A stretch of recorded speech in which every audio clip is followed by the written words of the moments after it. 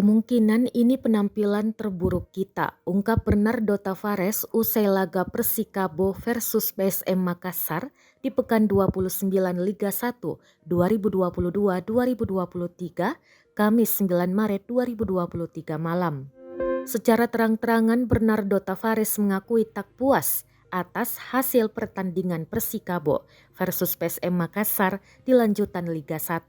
Padahal pada laga itu pasukan PSM Makassar asuhan Bernardo Tavares mampu menekuk Persikabo 0-1.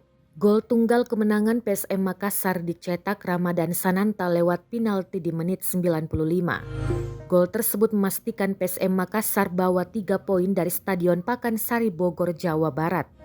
Ini yang kemudian membuat PSM Makassar saat ini mengumpulkan 65 poin dan kian kokoh di puncak klasemen Liga 1 2022-2023. Secara statistik, pertandingan PSM Makassar kalah dari Persikabo 1973. PSM Makassar hanya catatkan total 5 tembakan, 3 tembakan tepat sasaran.